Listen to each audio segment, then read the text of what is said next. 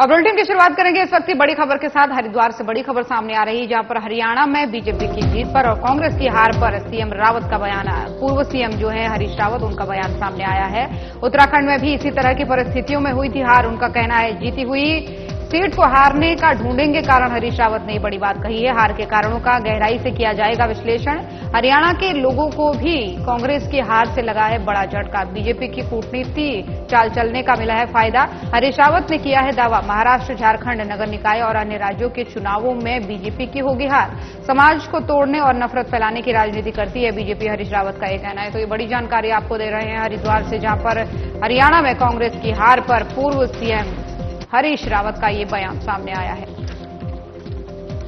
Party सब लोगों से बातचीत करके हम कारण भी ढूंढेंगे क्यों हम जीती हुई स्टेट को हार गए। वो सबके लिए बड़ा, बल्कि हरियाणा के लोगों को भी बड़ा उससे झटका लगा है।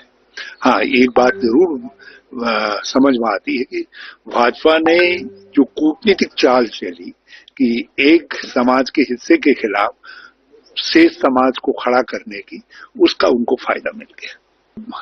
दूसरे राज्यों में जाएंगे, अभी चुनाव हो रहे हैं, तो सब जगह काट की हाड़ी नहीं चढ़ती है। इस तरीके के एक सामाजिक समूह के खिलाफ दूसरे सामाजिक समूह को खड़ा करके और अपनी राजनीति करना, वोट हासिल करना, वो हमेशा संभव नहीं होता है। और महाराष्ट्र में ये हारेंगे, उत्तराखंड में भी हारेंगे, नगर निकाय में भी चुनाव में भी हारेंगे, और इसके बाद जो हमारे दूसरे चुनाव होने जा रहे हैं झारखंड आदि में, वहां भी ये हारेंगे। इसके बाद जो हमारे इसके उपचुनाव में भी हारेंगे।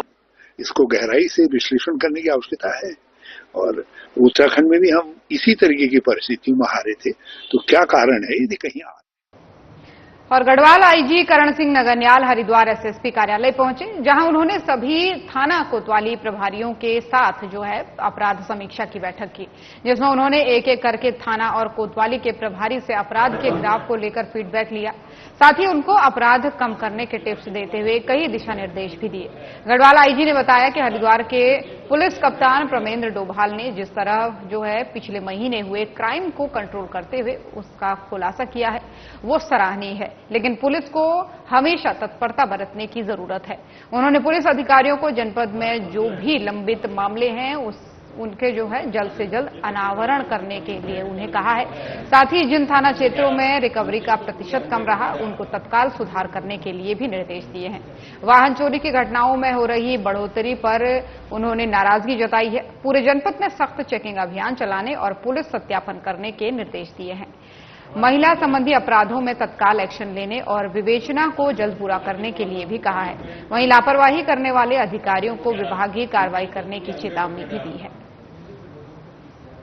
बेसिकली एक ड्राइव चल रहा है हमारे द्वारा अपराधों के वर्कआउट का अनावरण हेतु, साथ ही जो वांटेड चल रहे हैं उनकी गिरफ्तारी हेतु, और जो इनामी बदमाश है उनके गिरफ्तारी हेतु यदि पकड़े नहीं गए तो इनामों की उसमें संख्या में वृद्धि किया जाए। ये इसको लेकर इसका जो समीक्षा की जा रही है। साथ ही जो विवेचनाएं हैं तो लंबे समय से हमारे जो अभी तक लंबित है, उसका निस्तारण शीघ्र किया जाए, इसकी जिम्मेदारी फिक्स की जा रही है। इसके द्वारा भी इसमें अनावश्यक बिना किसी रीजन के, बिना किसी कारण के यदि समयबद्ध ढंग से निस्तारण नहीं किया जाता तो उसके प्रभारी के खिलाफ कार्रवाई की जाएगी।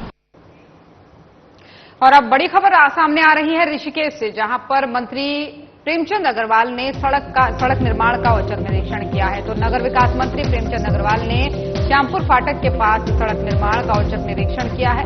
कार्य कर रहे कर्मियों से ली कार्यों के संबंध में बारीकी से जानकारी, गुणवत्ता के साथ हो रहे सड़क निर्माण कार्य। उन्होंने कहा सड़कों पर गड्ढे बर्दाश्त नहीं किए जाएंगे। समय से निर्माण कार्य पूरा करने के लिए भी उन्होंने एक तरीके से निर्देश यहां पर दिए हैं। तो नगर विकास मंत्री हैं प्रेमचंद अग्रवाल, और उन्होंने श्यामपुर फाटक के पास सड़क निर्माण का औचक निरीक्षण किया है और साथ ही बारीकी से जो है कर्मियों से इनके बारे में जानकारी ली है। और उन्होंने कहा है कि किसी भी हालत में सड़कों पर गड्ढे बर्दाश्त नहीं किए जाएंगे।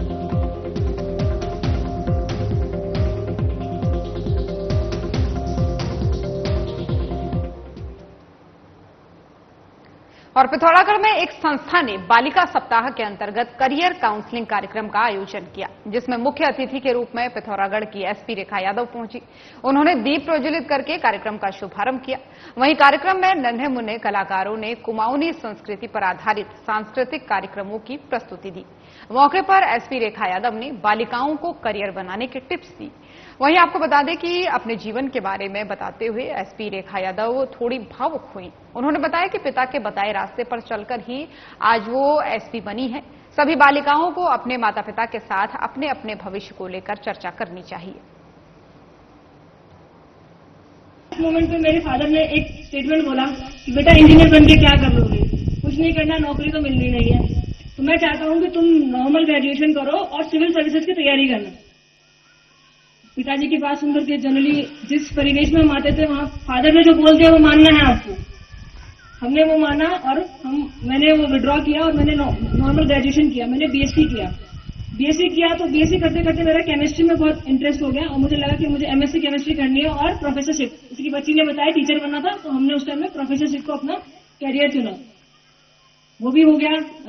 ग्रेजुएशन कंप्लीट हुई। मैंने Rajasthan university department of chemistry का एंट्रेंस एग्जाम दिया, मैंने क्लियर कर लिया, उसमें भी मेरा एडमिशन हो गया। और उत्तराखंड पशुपालन विभाग की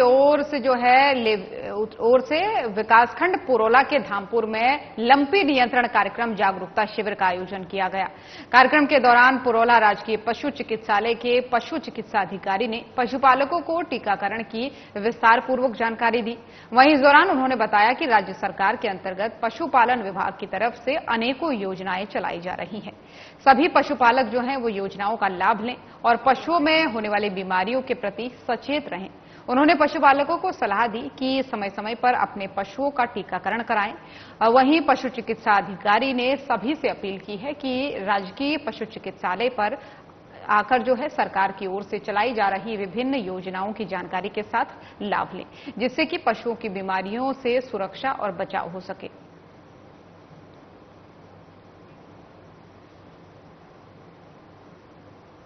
और श्री गुरु रामराय विश्वविद्यालय में कल्चरल वीक में सांस्कृतिक कार्यक्रमों की धूम रही। छात्र छात्राओं ने हरियाणवी, राजस्थानी, पंजाबी और गढ़वाली कुमाऊनी लोकगीतों संगीतों से सुरों की महफिल में चार चांद लगाए। छात्रा अनामिका राज की ओर से जो है द्रौपदी चीरहरण के मंचन की प्रस्तुति कार्यक्रम का मुख्य आकर्षण रही। प्रस्तुति को देखकर लोग भावविभोर हो गए। वहीं कल देर शाम को SGRRU के प्रांगण में नवरंग डांडिया 2.0 की महफिल सजेगी। विश्वविद्यालय के हजारों छात्र छात्राएं और फैकल्टी सदस्य नवरंग डांडिया कार्यक्रम का लुत्फ उठाएंगे। आपको बता दें कि एकल नृत्य और समूह नृत्य की प्रतियोगिताएं आयोजित हुई। छात्रा अनुष्का ने मां काली के रूप का दर्शन प्रस्तुत किया।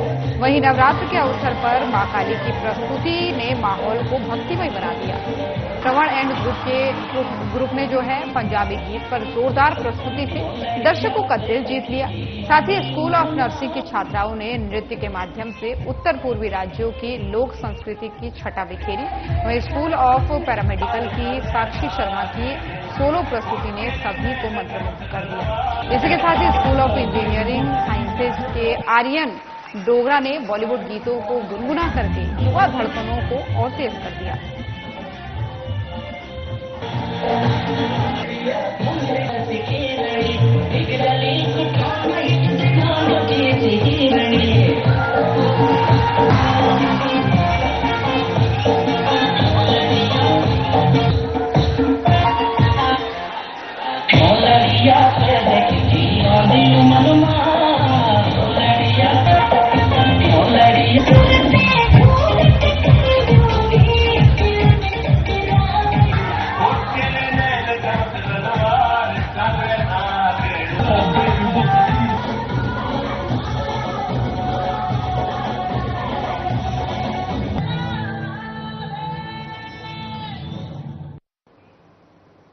और यहां पर रुकेंगे एक छोटे से ब्रेक के लिए, जल्द हाजिर होंगे।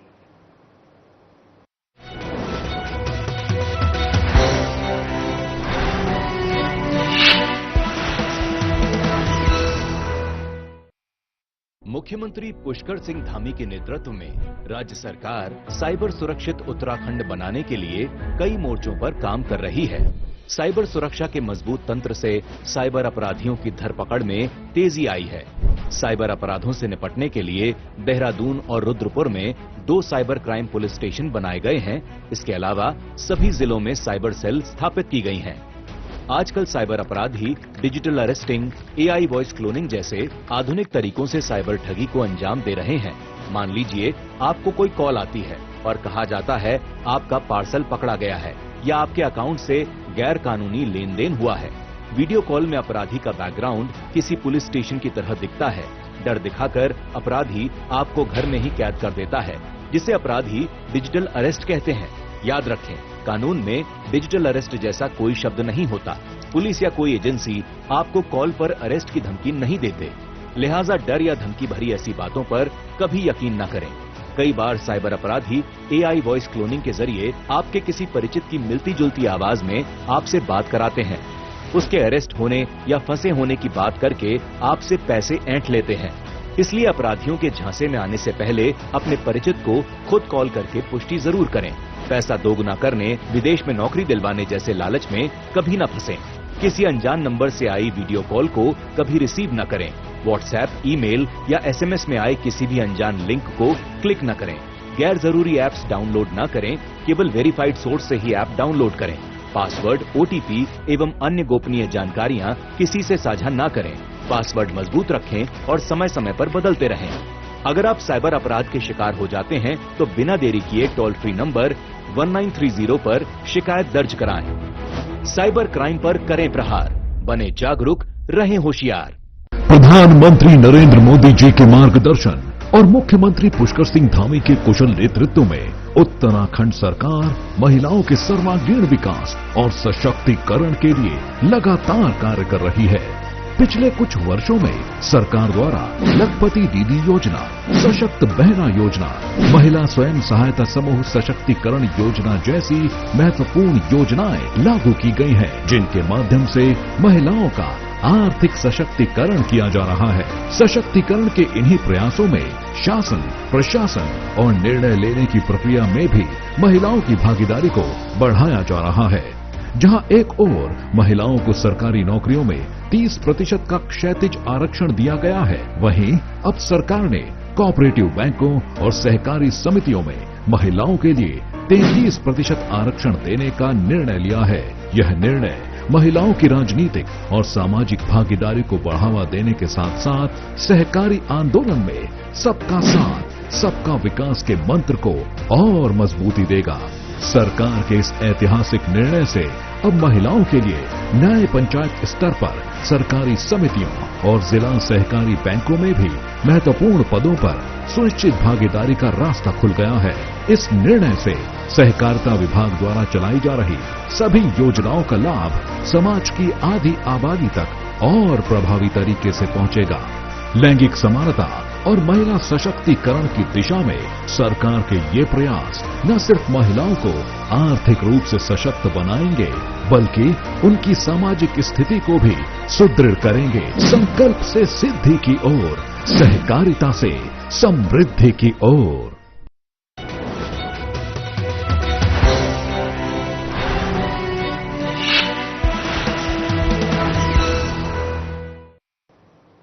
ब्रेक के बाद एक बार फिर से स्वागत है आप सभी का। चलिए खबरों में आगे बढ़ेंगे और एक बड़ी खबर सामने आ रही है ऋषिकेश से, जहां पर एक बार फिर से अवैध निर्माण की खबर सामने आई है। तो ऋषिकेश के वीरभद्र मार्ग गली नंबर 4 मरीन ड्राइव पर रात दिन चल रहा है अवैध निर्माण। नियमानुसार मां गंगा तट के किनारे नहीं हो सकता है अवैध निर्माण।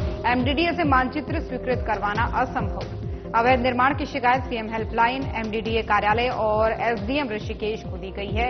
8 से 10 फुट की गली में हो रहा है बहुमंजिला इमारत का निर्माण। पूर्व पार्षद शिव कुमार गौतम ने अवैध निर्माण के खिलाफ मोर्चा खोल दिया है। अवैध निर्माण नहीं रुका तो होगा धरना प्रदर्शन। अवैध निर्माण पर धनबल की या MDDA के मानकों की होगी जीत, ये बड़ा प्रश्न चिन्ह है। वहीं अवैध निर्माण NGT मानकों के खिलाफ साधना टीवी जनहित से जनहित में अवैध निर्माणों का लगातार खुलासा करता आ रहा है। MDDA से इस अवैध निर्माण पर कार्रवाई का भी इंतजार है। तो ये बड़ी जानकारी आपको ऋषिकेश से दे रहे हैं, जहां पर एक बार फिर से अवैध निर्माण की खबर सामने आ रही है। देर रात अवैध निर्माण किया जा रहा है।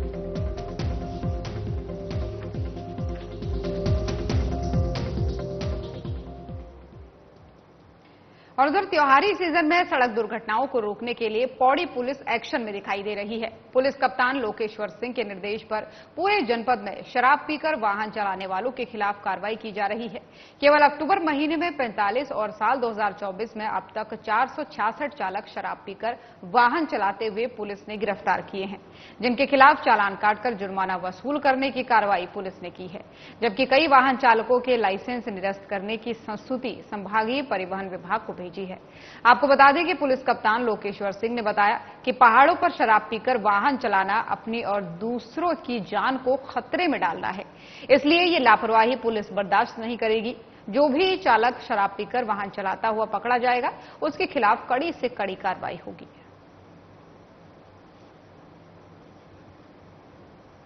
जनपद में पौड़ी पुलिस के द्वारा शराब पीकर वाहन चलाने वालों के विरुद्ध विशेष अभियान चलाया जा रहा है। चूंकि अभी शादी का सीजन है और साथ ही साथ फेस्टिवल्स का सीजन है, तो जनता से हमें ये बार बार शिकायत प्राप्त हो रही थी कि शादी ब्याह के सीजन में बहुत से ऐसी गाड़ियां होती हैं जो शराब पीकर चलते हैं और जिससे रोड एक्सीडेंट्स की घटनाएं बहुत ज्यादा होती हैं, जिसका हम लोगों ने संज्ञान लेते हुए इस त्योहार के सीजन में हम लोग विशेष चेकिंग अभियान चलाते हैं, जो कि दिन में भी और रात्रि में भी हमारे सभी पॉइंट्स पे चेकिंग हो रही है। और इसमें हम लोगों ने अभी तक 45 वाहनों को सीज किया है और 45 लोगों के विरुद्ध कार्रवाई किया है। आपके माध्यम से मेरा समाज जनता से अनुरोध है कि फेस्टिवल्स के सीजन में और शादी ब्याह के सीजन में विशेषकर शराब पीकर वाहन न चलाएं, जिससे बहुत बड़ी दुर्घटना होने की संभावना बनी रहती है। और इस अभियान को हम लोग इस पूरे सीजन में चलाएंगे ताकि कोई भी सड़क की दुर्घटना है उसको हम रोक सकें। थूक मिलाकर चाय बेचने वाले युवकों के खिलाफ मसूरी के मुस्लिम समुदाय के लोगों ने भी अपनी नाराजगी व्यक्त की है। बड़ी संख्या में मुस्लिम समुदाय के लोग उप जिलाधिकारी कार्यालय पहुंचे। इस दौरान उन्होंने ज्ञापन देकर ऐसे लोगों के खिलाफ सख्त कार्रवाई की मांग की है। इस मौके पर शाहिद मंसूर ने कहा कि इस घटना की मुस्लिम समुदाय कड़ी निंदा करता है और मांग करता है कि ऐसे लोगों को मसूरी में प्रवेश न करने दिया जाए। वहीं मंजूर अहमद ने कहा कि यहां सब भाईचारे के साथ रहते हैं और किसी भी कभी भी इस प्रकार की घटना नहीं हुई है, लेकिन इस घटना ने सभी को झकझोर कर रख दिया है। इसके खिलाफ कार्रवाई की जानी चाहिए। वहीं सीओ अनुज आर्य ने बताया कि सोशल मीडिया पर वायरल वीडियो के बाद से पुलिस ने आरोपियों की धरपकड़ शुरू कर दी है। आरोपियों के खिलाफ कार्रवाई की जाएगी। एक सोशल मीडिया पर वीडियो वायरल हो रहा था, जिसके संबंध में थाना पे एक तहरीर प्राप्त हुई थी, जिसमें हमने अभियोग पंजीकृत कर दिया है और जो अब इसमें इनकी गिरफ्तारी के लिए टीम और इसमें पूरी कार्रवाई बनाई जा रही है। यहाँ पे मुस्लिम समुदाय के लोग और जो यहाँ पे हमारे व्यापार मंडल जिसमें दोनों समुदाय के लोग हैं, विभिन्न समुदाय के लोग हैं, सभी के द्वारा आपसी सौहार्द बनाने के लिए एक ज्ञापन हमें दिया गया है, जिसको रिसीव किया गया है। और इनके द्वारा ये बताया गया कि इस प्रकार का कोई भी व्यक्ति अगर किसी भी धर्म समुदाय से अगर बिलोंग करता है तो उसके कृत्य को किसी भी प्रकार से नजरअंदाज न किया जाए, ये और आपसी भाईचारे को बनाए रखने के लिए वेरिफिकेशन की बात। उसके बाद हम लोग एक विस्तृत अभियान चलाएंगे, जिसके तहत जो लोग अनवेरिफाइड तरीके से यहाँ रह रहे हैं, जिसका सत्यापन नहीं हुआ, उसके लिए अभियान चलाया जाएगा। उसको कर लूँगा ऐसे लोग जो इस घटना से क्षेत्र में जो आपसी सौहार्द है उसको बिगाड़ने की कोशिश कर रहे हैं, उनके नजर में रखा जाएगा और भी वैधानिक कार्रवाई। और मसूरी क्षेत्र में चाय के बर्तन में थूकने की घटना में दून पुलिस ने 2 आरोपियों को गिरफ्तार कर लिया है। आपको बता दें कि मसूरी के गांधी चौक पर विशेष समुदाय के युवकों की ओर से चाय में थूक डालकर परोसने का वीडियो तेजी से वायरल हो रहा था, जिसका एसएसपी अजय सिंह ने संज्ञान लेकर के आरोपियों की शीघ्र गिरफ्तारी के निर्देश दिए हैं। वहीं एसएसपी के निर्देश पर प्रभारी निरीक्षक मसूरी ने टीम का गठन किया है। टीम ने दोनों आरोपियों के संबंध में जानकारी ली है। दोनों आरोपियों के मसूरी से फरार होने की जानकारी मिली। पुलिस टीम ने आरोपियों को मुखबिर तंत्र और सर्विलांस के माध्यम से आचारोड़ी के पास से गिरफ्तार किया। वहीं आपको बता दें कि आरोपियों की पहचान नौशाद और हसन अली के रूप में हुई है। तो देहरादून से खबर आपको बता रहे हैं, जहां पर एसएसपी अजय सिंह के निर्देश पर यह बड़ी कार्रवाई हुई है। जो मामला बीते काफी दिनों से लगातार ट्रेंड में था, जो चाय के बर्तन में थूक मिलाकर एक पर्यटक को चाय परोसी गई थी। तो उसका वीडियो जब सोशल मीडिया पर वायरल हुआ तो उसके बाद से काफी लोगों की तरफ से मांग की जा रही थी कि आरोपियों की गिरफ्तारी हो। अब इसी मामले में एसएसपी अजय सिंह के निर्देश पर बड़ी कार्रवाई हुई है और 2 इन शातिर आरोपियों को गिरफ्तार किया गया है। में देहरादून निवासी एक टूरिस्ट वहां घूमने गए हुए थे अपने परिवारजनों के साथ, और लाइब्रेरी चौक पर वो वहां पर एक वीडियो नॉर्मली जैसे टूरिस्ट लोग बनाते हैं, घूमने जाते हैं, वहां एक वीडियो बना रहे थे। उनके द्वारा जब वीडियो को देखा तो उसमें कुछ आपत्तिजनक उनको हरकत दिखाई दी कि एक चाय की दुकान पर एक चाय वाला उसमें कुछ गलत हरकत करते हुए पाया गया। इस संबंध में उन्होंने तो सूचना दी थी थाना कोतवाली मसूरी पर। इसके बाद सुसंगत धाराओं में उसमें मुकदमा दर्ज कर लिया गया, क्योंकि जिस तरह से इस प्रकरण के वीडियो को देखने के बाद और जो शिकायत आई थी उसके परीक्षण बाद कहीं न कहीं लगता है कि लोगों के स्वास्थ्य के साथ खिलवाड़ करना या इस तरह की हरकतों से कहीं न कहीं सांप्रदायिक भावनाओं को जो ठेस पहुंचती है, इन धाराओं में सुसंगत धाराओं में मुकदमा दर्ज कर लिया गया। 2 व्यक्ति इसमें प्रकाश में आए थे जिनके लिए टीम भेजी गई थी, जिनको हिरासत में ले लिया गया और उनसे पूछताछ की जा रही है और इसके बाद जो है वो माननीय न्यायालय में पेश किया जाएगा। सभी से अपील है कि इस तरह के जो वीडियो अभी चल रहा था इसमें पुलिस द्वारा समय शिकायत उपरांत तत्काल कार्रवाई कर दी गई है और जो भी इस तरह के अवांछनीय लोग हैं उन पर सतर्क दृष्टि रखने के लिए और ऐसे लोग जो है कोई गलत हरकत न करें, पुलिस को उसमें निर्देश जो है खासकर मसूरी में जारी कर दिए गए। और अब इस वक्त की बड़ी खबर हेमकुंड साहिब से आ रही है, जहां पर उत्तराखंड के राज्यपाल पहुंचे हैं दर्शन के लिए। तो ये बड़ी जानकारी आपको दे रहे हैं, जहां पर उत्तराखंड के महामहिम राज्यपाल गुरमीत सिंह पहुंचे गुरुद्वारा श्री हेमकुंड साहिब। राज्यपाल के घांगरिया पहुंचने पर चमोली के एसपी और सीडीओ ने पुष्पगुच्छ भेंटकर उनका स्वागत किया है। वहीं चमोली पुलिस के जवानों ने राज्यपाल को दी है शानदार सलामी। राज्यपाल गुरमीत सिंह ने जवानों के उत्कृष्ट प्रदर्शन के लिए प्रशंसा की है। गुरुद्वारा हेमकुंड साहिब पहुंचने पर ट्रस्ट के अध्यक्ष सरदार नरेंद्रजीत सिंह बिंद्रा ने राज्यपाल का स्वागत किया है। वहीं राज्यपाल गुरमीत सिंह ने बाबा हेमकुंड साहिब के दर्शन किए हैं। गुरुद्वारा हेमकुंड साहिब में मत्था टेककर की विश्व कल्याण की कामना। राज्यपाल गुरमीत सिंह ने प्रबंधन समिति के सदस्यों और श्रद्धालुओं के बीच जो है बातचीत कर यात्रा की व्यवस्थाओं की जानकारी दी है। वहीं वाहेगुरु के हुक्म और आशीर्वाद से गुरुद्वारा हेमकुंड साहिब के दर्शन का सौभाग्य मिला है। वाहेगुरु के तप स्थान को देखने की हमेशा से थी कामना, उन्होंने कहा।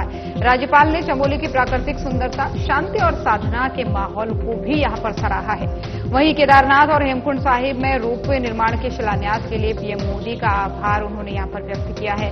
रोपवे बनने से आने वाले दिनों में हेमकुंड की यात्रा बेहद सुखद होगी, उन्होंने कहा। इस प्रकार के स्थान केवल धार्मिक नहीं बल्कि मानवता की एकता और भाईचारे का भी प्रतीक है, ये राज्यपाल गुरमीत सिंह का कहना है। तो ये बड़ी जानकारी और तस्वीरों के साथ आपको दिखा रहे हैं, जहां पर गुरुद्वारा श्री हेमकुंड साहिब पहुंचे हैं राज्यपाल गुरमीत सिंह।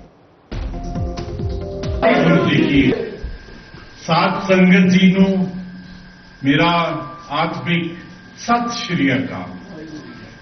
ਇਹ ਤੇ ਵਾਹਿਗੁਰੂ ਦਾ ਹੀ ਹੁਕਮ ਹੁੰਦਾ ਹੈਗਾ, ਹੁਕਮ ਰਜਾਈ ਚੱਲਣਾ ਨਾਨਕ ਲਿਖਿਆ ਨਾਲ। ਇਹ ਵਾਹਿਗੁਰੂ ਦਾ ਹੀ ਆਸ਼ੀਰਵਾਦ ਹੈਗਾ ਕਿ ਵਾਹਿਗੁਰੂ ਨੇ ਇਹ ਆਸ਼ੀਰਵਾਦ ਦਿੱਤਾ ਹੈਗਾ ਕਿ ਇਸ क्षण आप सारे साथ संगत, पूरी आत्मा और इस पवित्र स्थान